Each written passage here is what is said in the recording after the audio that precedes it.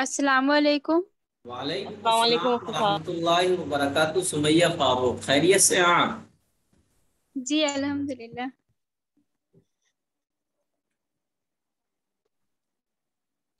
دیکھیے، حیض سے متعلق کل گفتگو ہوئی تھی ہماری، اس میں کچھ چیزیں رہ گئی تھیں، اس چیز کو بتانے کے بعد پھر انشاءاللہ نفاس سے متعلق بھی عرض کیا جائے گا۔ تو حیض کہتے ہیں، حیض کی تعریف تو آپ کو معلوم ہی ہے، ایک دفعہ پھر ریپیٹ کی جاتی ہے۔ ہر مہینے بالغ عورت کو جو خون آتا ہے اسے حیض کہتے ہیں، دو شرطوں کے ساتھ۔ وہ خون بیماری یا حمل یعنی پریگننٹ ہونے کی وجہ سے نہ ہو۔ ہر مہینے بالغ عورت کو جو خون آتا ہے اسے حیض کہتے ہیں، اس شرط کے ساتھ جبکہ وہ بیماری کا نہ ہو یا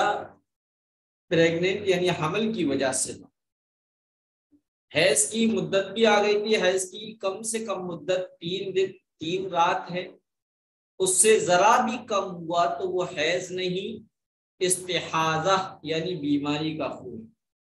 حیض کی زیادہ سے زیادہ مدت 10 دن 10 راتیں ہیں، اگر اس سے ذرا بھی زائد ہو گیا تو وہ حیض نہیں بلکہ استحاضہ ہے۔ استحاضہ کسے کہتے ہیں؟ بیماری وغیرہ کی وجہ سے جو خون آتا ہے اسے استحاضہ کہتے ہیں۔ اسی طرح حیض کے اصل خون سے پہلے اور بعد میں جو زائد خون آتا ہے اسے بھی استحاضہ کہتے ہیں، یعنی جو حیض کے دنوں کے گزرنے کے بعد جو آئے۔ اور حیض کے دنوں میں نمازیں معاف ہیں، بعد میں قضا کی ضرورت نہیں ہے۔ البتہ روزے بھی معاف ہیں، لیکن روزوں کی قضا واجب ہے، جو پاک ہونے پر رکھنے ضروری ہے۔ استحاضہ میں بیماری کے خون میں، لیکوریا میں یا اور کوئی ہے بیماری ہے کہ آتے ہی رہتا ہے مہینے 2 مہینے، تو ایسی صورت میں یہ استحاضہ ہے، اور استحاضہ میں نہ نماز معاف ہے اور نہ روزہ۔ البتہ یہ کیسے پتہ چلے گا یہ خون حیض کا ہے یا استحاضہ کا ہے؟ تو اس سلسلے میں شریعت میں حیض کے خون کی رنگت جو ہے وہ متعین، سرخ یعنی ریڈ کلر کا، زرد یعنی یلو، سبز یعنی گرین، خاکی یعنی مٹیالہ، اور سیاہ یعنی بلیک رنگ کا ہے۔ یہ 4 کلر کے خون حیض میں آ سکتے ہیں۔ جو کپڑا یا گدی وغیرہ رکھی ہو جب تک وہ سفید دکھائی نہ دے، جب تک کہ وہ سفید دکھائی نہ دے حیض، اور جب بالکل سفید دکھائی دے جیسی رکھی تھی ویسی ہی ہے تو اب حیض سے پاک ہوگا۔ یہ مسئلہ بہت ضروری سمجھ لیجیے گا۔ امام ابو حنیفہ رحمۃ اللہ علیہ کے ذہانت میں اور آپ کی بیدار ذہنی کے سلسلے میں ایک واقعہ مشہور ہے کہ دوران درس یعنی جب آپ پڑھا رہے تھے تو ایک خاتون آئیں اور ان کے ہاتھ میں ایک سیب تھا اور ایک چاقو تھا۔ وہ سیب اور چاقو امام ابو حنیفہ رحمۃ اللہ علیہ کو انہوں نے دیا۔ امام ابو حنیفہ رحمۃ اللہ علیہ نے چاقو سے سیب کے ایپل کے 2 ٹکڑے کیے اور 2 ٹکڑے ہتھیلی پہ پھیلے ہوئے ان کو دے دیے۔ وہ خاتون لے کر چلی گئی۔ شاگردوں نے عرض کیا حضرت وہ خاتون تو ہدیے میں آپ کو ایپل اور چاقو دے رہی تھی کہ آپ کھائیں، لیکن یہ کیا ہوا کہ آپ نے سیب کو کاٹا اور کاٹنے کے بعد اس کو واپس کر دیا، اس میں کیا حکمت ہے؟ تو امام ابو حنیفہ رحمۃ اللہ علیہ نے عرض کیا کہ یہ عورت بہت ہی باحیا تھی، اس نے جو ایپل اور نائف یعنی چاقو دیا ہے یہ کوئی ہدیے کے لیے نہیں دیا، بلکہ اس نے خاموشی کے ساتھ اشاروں میں مجھ سے ایک مسئلہ معلوم کیا ہے، اس نے یہ مسئلہ معلوم کیا ہے کہ مجھے اس طرح کا ایپل جو ہے اوپر سے ریڈ ہوتا ہے، مجھے ریڈ کلر کا خون آ رہا ہے، میں نماز روزہ کب تک نہ پڑھوں؟ تو میں نے بھی اس کو خاموشی کے ساتھ اشاروں میں جواب دیا، میں نے ایپل کاٹا اور ایپل اندر سے وائٹ ہوتا ہے، سفید ہوتا ہے، اس لیے میں نے کاٹ کر دے دیا اور اس کو یہ خاموشی سے بتا دیا جب تک کہ خالص سفید نہ آنے لگے اس وقت تک تم نماز نہ پڑھو، جیسے ہی یہ آ جائے تو سمجھ جاؤ حیض کا رنگ ختم ہو گیا اور حیض کی مدت ختم ہو گئی، اب غسل کر کے نماز روزے کو شروع کر دو۔ تو یہ مسئلے انتہائی، ہم لوگ جو ہے اس مسئلے سے واقفیت نہیں ہوتی، ہم تو یہ سمجھتے ہیں اب آیا نہیں ہے، 4 گھنٹے ہو گئے، پورا دن گزر گیا، آج تو آیا نہیں ہے، چلو نہا لیتے، اور نہا لیے، پھر نہانے کے بعد ایک آدھ ٹائم کی نماز پڑھی اور پھر دبا آ جاتا ہے، تو ہم کہتے ہیں کہ کیا کریں، کنفیوز ہوتے ہیں، کسی سے پوچھ نہیں پاتے۔ تو اس کے لیے سب سے اہم چیز یہی رکھ لیجیے گا کہ میں نے جو کلر بتائے، 4 کلر، یعنی سرخ ہے، زرد یعنی پیلا ہے، سبز یعنی ہرا ہے، مٹیالہ، اسی طریقے سے کالا، یہ 5 کلر حیض کے۔ ان کے بعد اگر سفید، خالص سفیدی آ جائے، یعنی گدی یا پیٹ جیسا رکھا تھا ویسا ہی ہو، تو یہ اس بات کی علامت ہے کہ اب حیض سے پاکی ہو گئی۔ بہرحال حیض کی ابتدائی عمر اور انتہائی عمر، حیض کی ابتدائی عمر جو 9 برس ہے، 9 برس سے پہلے کسی کو حیض نہیں آتا، وہ اپنے اپنے ملکوں کے، اپنے اپنی کنٹریز اور اپنے اپنے سٹی کے آب و ہوا سے متعلق رہتا ہے۔ کہیں کی آب و ہوا میں زیادہ گرمی ہوتی ہے تو وہاں جلدی سے بالغ ہو جاتی ہیں، کہیں سرد ہوتی ہے وہاں دیر سے بالغ ہوتے ہیں۔ تو بہرحال مجموعی اعتبار سے 9 سال سے پہلے کسی کو حیض نہیں آتا، 13 میں، 12 میں، 11 میں اور آ سکتا ہے، لیکن 9 سے کم میں نہیں آئے۔ اور آخری عمر جو ہے وہ 55 ایئرس اولڈ برس ہے، اور یہ عام طور پر ایک معمول ہے، لیکن اس کے بعد آنا بھی ممکن ہے، یعنی 55 ایج کے بعد بھی آنا ممکن ہے۔ اس لیے اگر 55 یعنی 55 ایج کے بعد خون آ جائے تو اگر دیکھیں گے اب اگر وہ سرخ ہے یا یعنی لال ہے یا سیاہ ہے تو حیض، اور اگر اس کے علاوہ ہو تو وہ استحاضہ ہے، بیماری کا خون ہے، اور یہ جب ہے کہ پہلے سے اس کا روپ، اس کا رنگ، اس کے خون کا رنگ آنے کی عادت نہ، اگر حیض کے زمانے میں بھی اس عورت کو یہ رنگ آیا کرتا تھا تو یہ حیض ہی سمجھا جائے گا، یعنی سرخ اور سیاہ کے علاوہ 55 سال کی عمر کے بعد جو بھی رنگ دیکھے وہ بیماری کا، لیکن اس شرط کے ساتھ کہ وہ رنگ اگر حیض کی حالت میں آتا تھا 55 برس سے پہلے تو وہ حیض ہوگا، اور اگر یہ رنگ نہیں آتا تھا تو یہ حیض نہیں ہوگا۔ اب عادت کے دن سمجھ لیجیے گا، اگر کسی کی عادت 3 دن یا 4 دن حیض آنے کی ہے، پھر کسی مہینے میں زیادہ آ گیا، تو اس کا حکم یہ ہے کہ جب تک 10 دن سے اوور نہ ہو جائے، 10 دن کو کراس نہ کر جائے، سب حیض، 2 3 4 5 6 7 8 9 10 دن کے اندر رہے گا تو وہ سب کا سب حیض کہلائے گا، اور شریعت یہ کہے گی کہ ان کی اب عادت بدل گئی۔ اور اگر 10 دن کو بھی پار کر جائے، 10 دن کو بھی کراس کر جائے، تو جتنے دن پہلے عادت کے ہیں وہ حیض ہیں، باقی جتنے دن بڑھے وہ سب بیماری کے خون ہیں۔ اس کی مثال یہ ہے جیسے کہ کسی کو 3 دن حیض آنے کی عادت ہے، لیکن کسی مہینے میں 10 رات سے زیادہ خون آ گیا، تو وہی 3 دن حیض کے ہوں گے، باقی دنوں کا خون سب استحاضہ کا ہوگا، اور اس کی نمازیں نہیں پڑھی ہیں تو قضا کرنی پڑے گی۔ ان دنوں کی نمازوں کا حکم یہ کہ 10 دن 10 رات تک تو نمازیں نہ پڑھیں، کیونکہ ہو سکتا ہے یہ اندیشہ ہے کہ حیض ہو، لیکن جیسے ہی 10 دن 10 رات سے وہ بڑھے تو فوراً پاک ہو کر نماز پڑھے، اور 3 رات کے علاوہ باقی دنوں کی قضا پڑے، اور یہ قضا پڑھنا واجب ہے۔ ایک عورت ہے جس کی کوئی عادت ہی مقرر نہیں ہے، کبھی 4 دن خون آتا ہے، کبھی 7 دن، اس طرح بدلتا رہتا ہے، تو اس کا حکم یہ ہے کہ یہ حیض شمار ہوگا، اور اگر کبھی 10 دن سے بڑھ جائے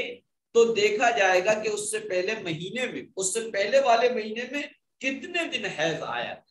بس اتنے دن شمار کریں گے، باقی سب استحاضہ ہوں گے، ان دنوں کی نمازیں قضا واجب ہوں گی۔ اب حیض کے اعتبار سے حائض مبتدیعہ کسے کہتے ہیں؟ اس لڑکی کو جس کو پہلی مرتبہ، اگر کسی لڑکی کو پہلی مرتبہ خون آیا تو اگر وہ 10 دن سے کم ہو تو سب حیض ہے، اگر 10 دن بھی ہو تب بھی حیض ہے، اور اگر 10 دن سے بڑھ گیا ہو تو وہ استحاضہ ہے۔ اگر یہ خون مہینوں چلتا رہا، یعنی برابر کئی مہینوں تک جاری رہا، تو اس پہلی تاریخ سے لے کر 10 دن تک باقی 20 دن استحاضہ شمار۔ یہ سمجھ لیا آپ نے؟ تو اب سمجھے، 2 حیض کے درمیان میں پاک رہنے کی کم سے کم مدت اور کم سے کم ٹائمنگ 15 دن، اور زیادہ کی کوئی مدت مقرر نہیں ہے، سالوں تک بھی ہو سکتی ہے۔ چنانچہ اگر کسی کو حیض آنا بند ہو جائے تو جتنے مہینے تک نہ آئے وہ پاک بھی رہے گی۔ اگر کسی کو 1 یا 2 دن خون آیا، پھر 15 دن پاک نہیں، پھر 1-2 دن خون آ گیا، تو اس کا حکم یہ ہے کہ یہ 15 دن سے پہلے اور بعد میں 1-2 دن جو خون آیا ہے وہ حیض شمار نہیں ہوگا، بلکہ یہ استحاضہ ہوگا۔ سمجھ لیجیے خوب اچھی طریقے سے، اگر کسی کو 1 یا 2 دن خون آیا پھر بند ہو گیا، 15 دن تک پاک رہی، کوئی خون نہ آیا، پھر 15 دن کے بعد 1-2 دن خون آ گیا، تو اس کا حکم یہ کہ 15 دن سے پہلے جو 1-2 دن آئے پہلے اور بعد میں 15 دن کے بعد 1-2 دن آیا تھا، وہ خون حیض شمار نہیں ہوگا بلکہ استحاضہ ہوگا۔ اگر 1-2 دن خون آیا پھر 15 دن سے کم پاک رہی، تو پھر اس کے بعد 1-2 دن خون آیا تو اس کا حکم یہ کہ جن دنوں پاک رہی ہیں ان کا کچھ اعتبار نہیں ہے، بلکہ یوں سمجھیں گے کہ گویا برابر اتنے دن خون جاری رہا، اب اس کے جتنے دن عادت کے ہیں وہ تو حیض ہیں، باقی سب استحاضہ ہے۔ خوب اچھی طرح سمجھ لیجیے گا۔ یہ دوسری شکل بتا رہا ہوں، پہلی شکل 15 دن کی کے اندر 2 خونوں کے درمیان 15 دن کی مدت کے بعد، یعنی 1-2 دن آیا پھر 15 دن تک بالکل پاک رہی، پھر اس کے 15 دن کے بعد پھر 1-2 دن خون آیا، تو اب ایسی صورت میں جو 15 دن سے پہلے 1-2 دن آ رہا ہے، 15 دن کے بعد 1-2 دن خون آ رہا ہے، وہ حیض کا نہیں ہوگا بلکہ استحاضہ کا ہوگا۔ اور دوسری مثال سمجھیے گا، اگر 1-2 دن خون آیا، پھر 15 دن تک پاک رہی، پھر 15 دن کے بعد 1-2 دن خون اور آیا، لیکن 15 دن نہیں بلکہ 15 دن سے کم پاک رہی، یعنی 1-2 دن خون آیا، پھر ابھی 10 دن پاک رہی تھی کہ 1-2 دن خون اور آ گیا، تو اس کا حکم یہ ہے کہ جن دنوں وہ پاک رہی ہیں ان کا کچھ اعتبار نہیں، بلکہ یوں سمجھیں گے کہ گویا برابر اتنے دن تک خون جاری رہا، 2 دن پہلے 10 دن یہ، پھر 2 دن، 10 دن بیچ میں گیپ پاکی کے، 2 دن ادھر 12، 2 دن ادھر 14، تو گویا کہ 14 دن ہو گئے۔ یہ سمجھا جاتا کہ 14 دن تک مسلسل آتا رہا ہے۔ اب ان 14 دن میں سے ان کے جتنے دن عادت کے تھے، یعنی 7 دن عادت کے تھے، وہ نکال لیں گے، وہ تو حیض ہوں گے، اس کی نمازیں نہیں پڑھنا ہے، باقی جو 7 دن بچے ان سب کی کیا ہے، نمازیں قضا کرنی پڑیں گی، کیونکہ وہ استحاضہ کے۔ اب یہ سمجھنے کے بعد اب سمجھ لیجیے گا، دوران حمل، پریگنینسی کی حالت میں، حمل کے زمانے میں اگر خون آ جائے تو وہ حیض نہیں، وائٹ پانی آ جائے، وائٹ ڈسچارج ہو، پانی ہلکا سا رستہ ہو، حمل کی حالت، بچہ جب پیٹ میں ہو اسے حمل کہتے ہیں. حمل کے زمانے میں اگر خون آ جائے تو وہ حیض نہیں بلکہ استحاضہ یعنی بیماری ہے. یہاں تک کہ بچے کی پیدائش سے پہلے جو خون آتا ہے وہ بھی استحاضہ کہلاتا ہے, اور پیدا ہونے کے بعد جو خون آتا ہے وہ نفاس کہلاتا ہے. یہ اتنا سمجھ لیا, آپ سمجھیے گا. حیض کے زمانے میں نماز روزے کا حکم, اس زمانے میں نماز پڑھنا اور روزہ رکھنا جائز نہیں. ہاں البتہ اتنا فرق ہے کہ نماز بالکل معاف ہو جاتی ہے, پاک ہونے کے بعد قضا پڑھنا واجب نہیں ہے, لیکن روزہ بالکل معاف نہیں ہوتا, پاک ہونے کے بعد قضا روزہ رکھنا واجب ہے. یہ سمجھنے کے بعد اب کبھی کبھی ایسی سچویشن ہوتی ہے کہ نماز اور روزہ, نماز ہم پڑھ رہے ہوتے ہیں یا روزہ ہمارا ہوتا ہے اور اسی دوران ہمیں خون آ جاتا ہے. اگر کسی کو فرض نماز پڑھتے ہوئے حیض آ گیا تو نماز چھوڑ دے, یہ نماز بالکل معاف ہو گئی, اس کی قضا پاک ہونے کے بعد اس کی قضا پڑھنا بھی واجب نہیں ہے. اگر نفل یا سنت کی نماز پڑھتے ہوئے میں خون آ جائے یا ایسی صورت پیش آ گئی تو نماز ختم کر دیں, لیکن پاک ہونے کے بعد اس کی قضا پڑھنا واجب ہے. کیوں؟ کیونکہ دیکھیے فرض نماز کے لیے شرط ہے کہ اس کے اندر شرط پائی جائے پاکی کی. جب قدرتی طور پہ پوری نماز کے مکمل وقت میں پاک ہونا یعنی حیض اور نفاس سے پاک ہونے والی جو شرط ہے وہ شرط نہیں پائی گئی, اس لیے فرض نماز بھی نہیں ہوگی. فرض نماز نہ مطلب کہ اس کی قضا واجب ہی نہیں ہے کیونکہ اس کو شرط ہی نہیں پائی جا رہی تھی, اس لیے وہ نماز ہی فرض نہیں ہوئی.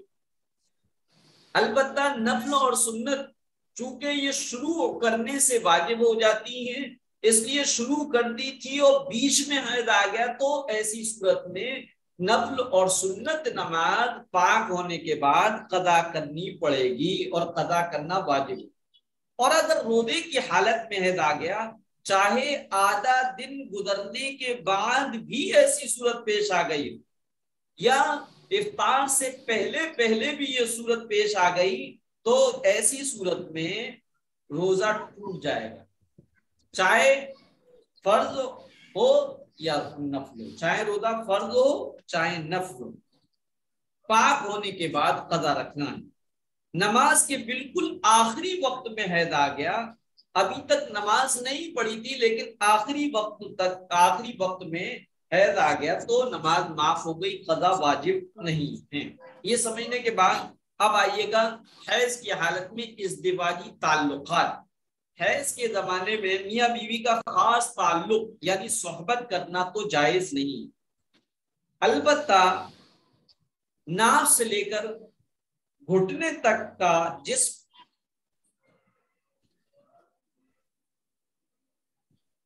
ناف سے لے کر گھٹنے تک کے عضو کو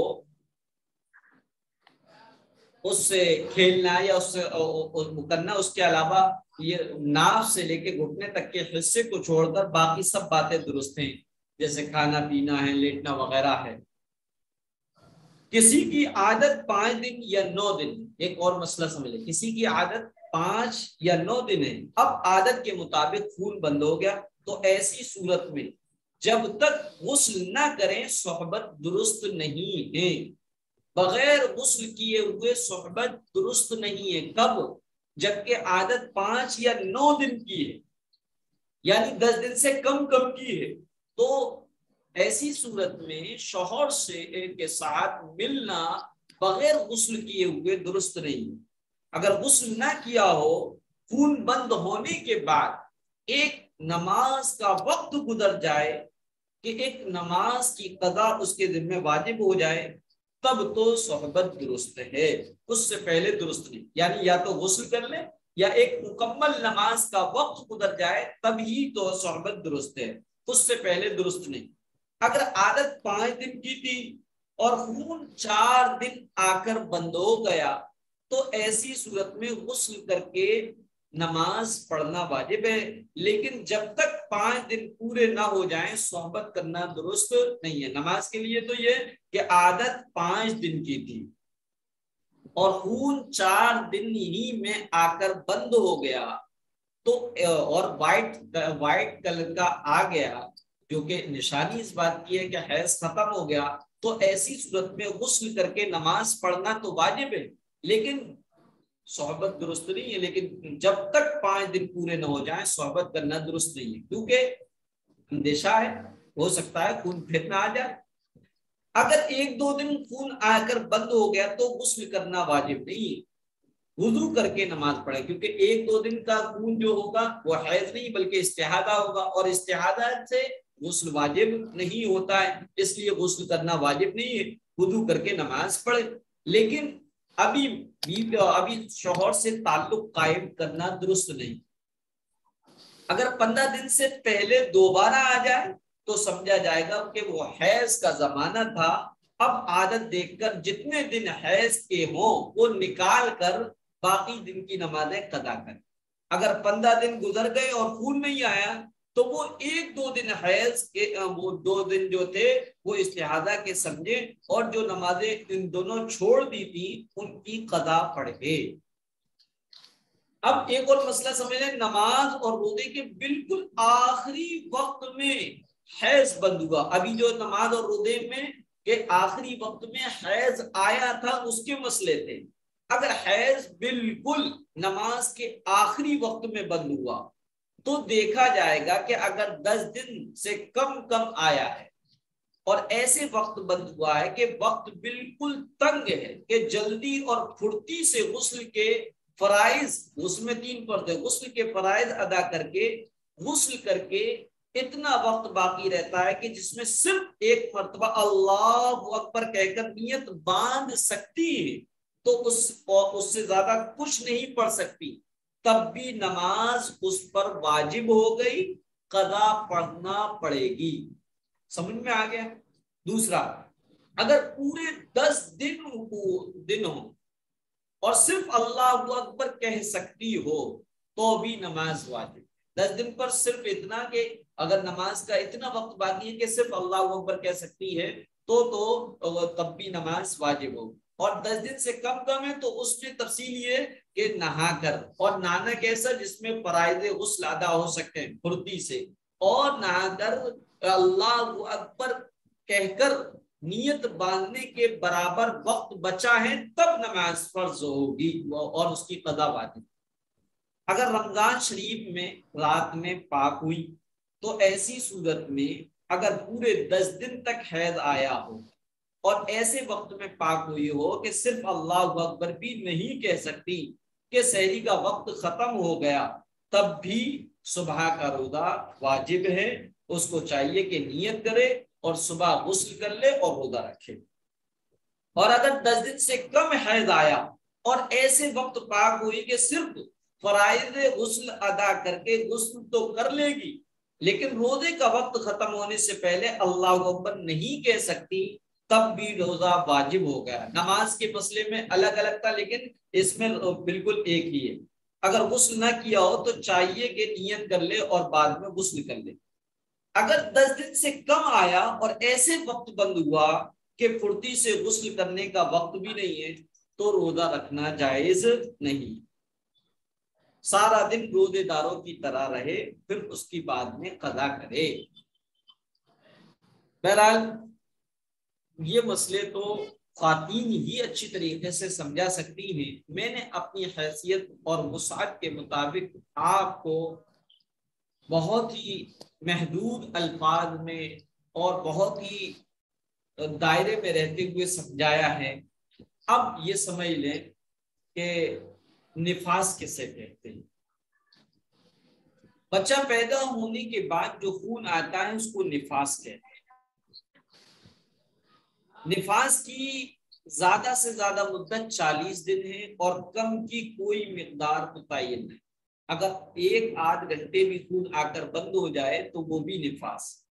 اگر بچہ پیدا ہونے کے بعد کسی کو بالکل خون نہ آیا ہو تو ایسی ہی صورت میں بھی غسل واجب ہوتا ہے۔ لیکن عجیب ہمارے یہ ماحول ہے، جس مکان کے جس روم میں بچے کی پیدائش ہوتی ہے اس روم کو ناپاک سمجھا جاتا ہے، اور زچہ کی چارپائی، اس کا لباس، اس کے کپڑے، اس کے استعمال کیے ہوئے برتن، اس کے استعمال میں آنے والی چارپائی اور اس کے استعمال میں آنے والے کپڑے، تکیا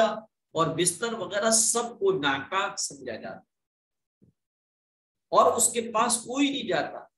حجن ٹائپ کی، نمازن ٹائپ کی جو عورتیں ہوتی ہیں جن کو دین کا کچھ علم نہیں ہوتا، وہ تو اس کمرے میں جھانکتی بھی نہیں، اور بہت زیادہ ایسا ویوہار کرتی ہیں، ایسا معاملہ کرتی ہیں جو دل کو تکلیف پہنچاتا۔ حالانکہ یہ نجاست حکمی، نجاست حقیقی نہیں، ان کے بدن پر ان کے پاس بیٹھ سکتے ہیں، اور زچہ کے پاس اور زچہ کے ساتھ کھانا بھی کھا سکتے ہیں، زچہ کے ہاتھ لگ جائے تو زچہ کی چارپائی پہ بیٹھ سکتے ہیں اور اس کے کپڑے بھی یوز کر سکتے ہیں، اور بشرطے کہ اس پہ کوئی حقیقی نجاست اور کوئی ناپاکی نہ لگی۔ اسی طرح برتنوں کو، عجیب بات ہے، وہ بچہ جو کہ وہاں سے آیا، حالانکہ شرعی اعتبار سے بچے کو غسل دینا چاہیے، نلانا چاہیے، بچہ ناپاکی میں ہوتا ہے، لیکن امی، دادی، نانی سب کوئی تو بچے کو چوم رہا ہوتا ہے، پیار کر رہا ہوتا ہے، لیکن ماں کے ساتھ یہ تعلق کیا جاتا ہے۔ اور عجیب یہ کہ 40 دن سے پہلے اگر خون بند بھی ہو جاتا ہے تب بھی وہ 40 دن تک اس کو ناپاک سمجھا جاتا ہے، اور پھر 40 دن مکمل ہونے کے بعد غسل کرایا جاتا ہے، اور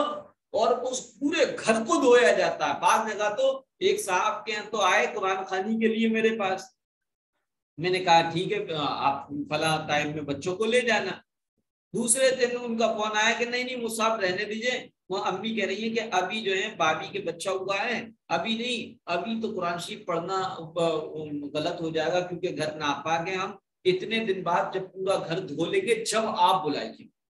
یہ سب جو باتیں ہیں یہ دین سے دوری کی وجہ سے، آپ سمجھ لیجئے گا کہ نفاس کسے کہتے ہیں، نفاس کی مدت کسے کہتے ہیں۔ اب سمجھیے گا یہ مسئلہ ہے،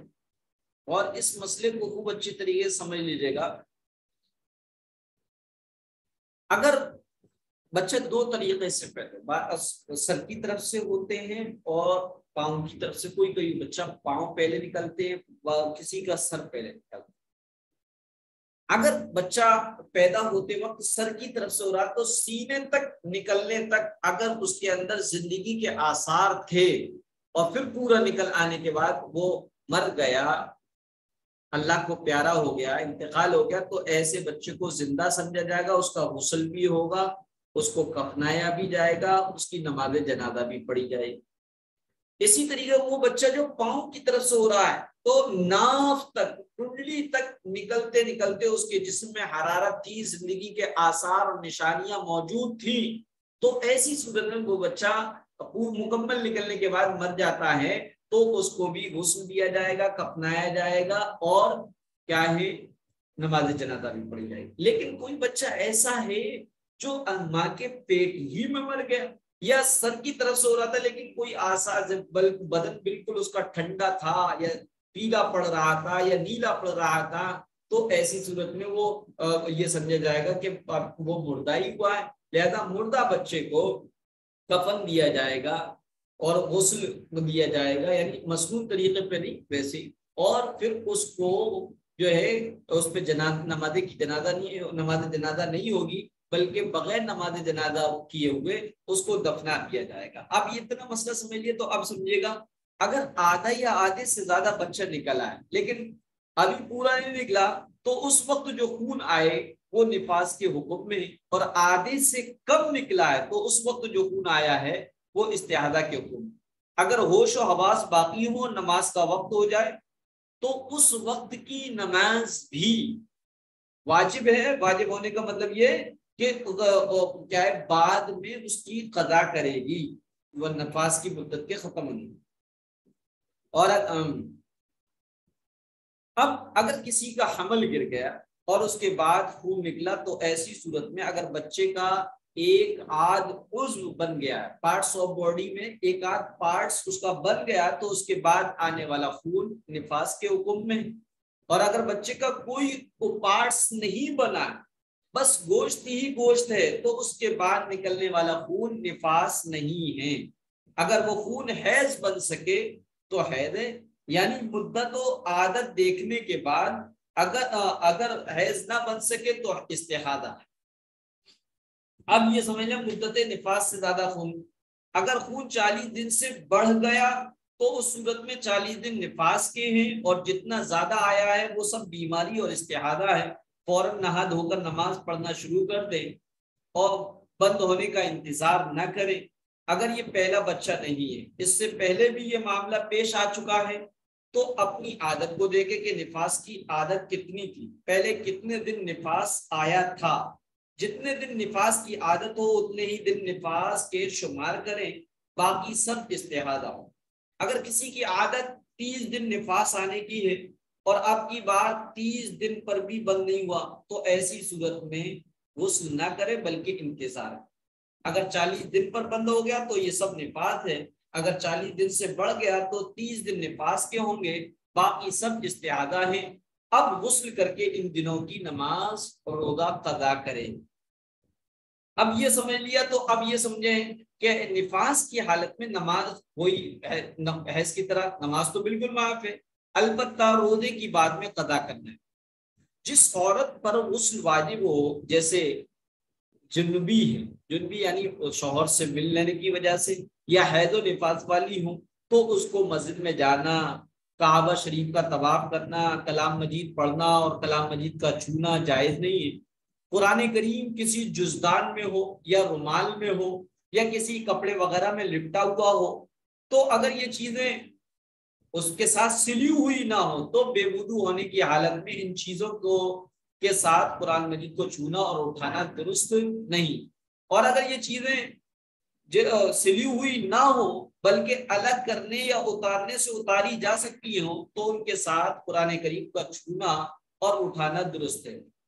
وضو نہ ہونے کی صورت میں کلام مجید چھونا درست نہیں ہے، البتہ زبانی پڑھنا درست ہے۔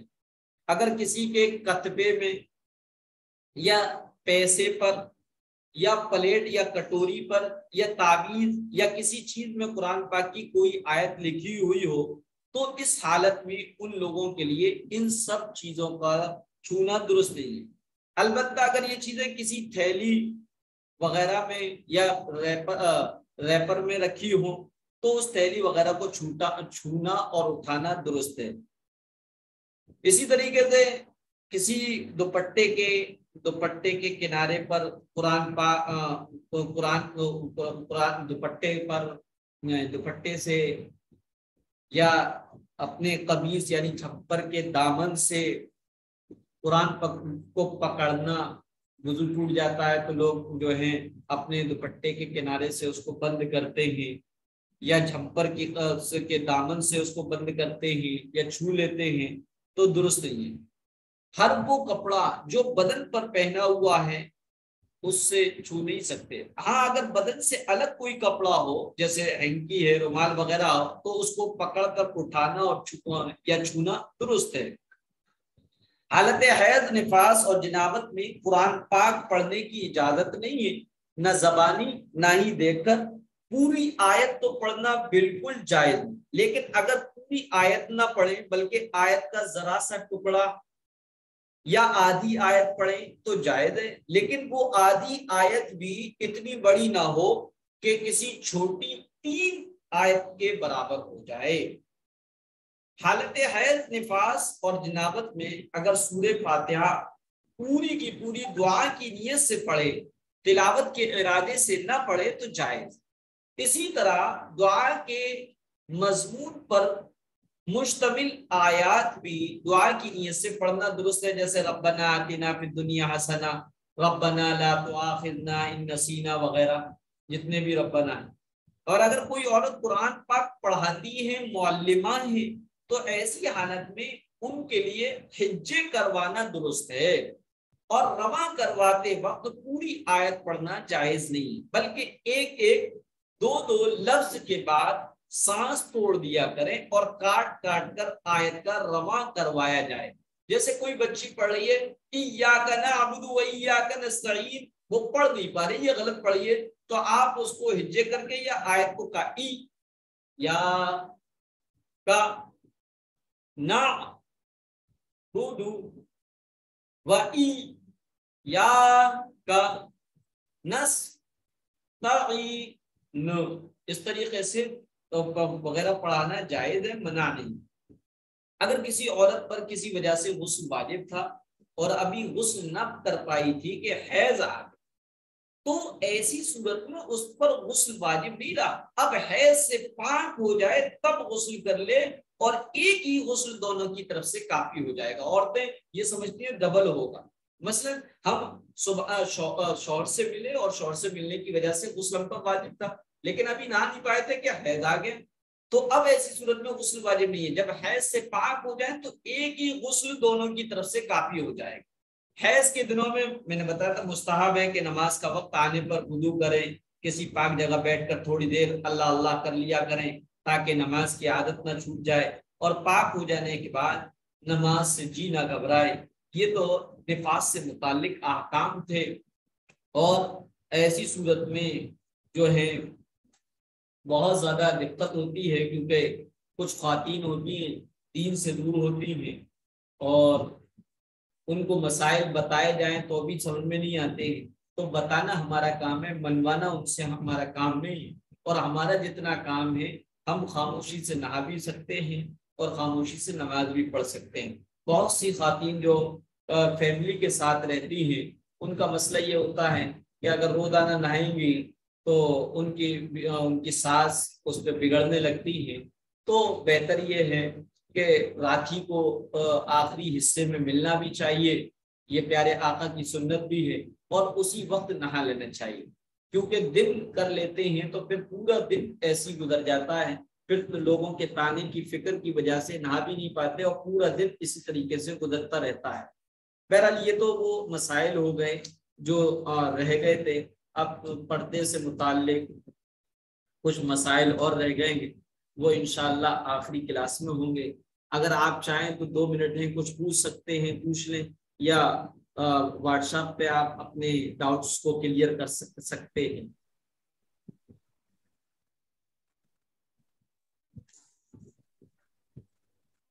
अगर आप कुछ पूछे ना तो मैं फिर कुछ और शुरू कर दूं।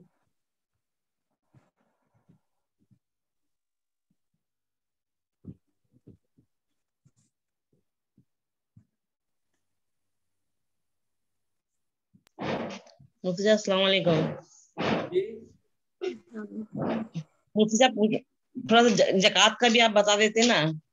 अच्छा, ज़कात को मैंने पहले फर्स्ट बैच वाले को बताया है, और उसको सुन लीजिएगा, और फिर मैं आपको भी इंशाल्लाह कल ज़कात से मुताल्लिक बता दूंगा। वैसे तो मैंने उनको बता दिया है। जी ठीक है। मुफ्ती साहब पूछना था कि अगर कोई हमारे पड़ोस में जो है ना एक आदमी जो है फांसी लगा के इंतकाल कर गया था बहुत टाइम पहले, तो हम दुआ में उनके लिए मगफिरत की दुआ कर सकते हैं क्या? जी, उनके लिए मगफिरत की दुआ कर सकते हैं क्या? कौन कौन लोग, दोबारा से कहिए, मैं आपके सवाल को समझ नहीं पाया। हमारे पड़ोस में जो है ना एक आदमी फांसी लगा के इंतकाल कर गया था। अच्छा, सुसाइड कर लिया था। अच्छा, सुसाइड कर तो लिया था, उसके लिए दुआएं मगफिरत कर सकते हैं। दुआ कर सकते हैं। काफिर के लिए मना है दुआएं मगफिरत। अगर कोई फासिक गुनाहगार है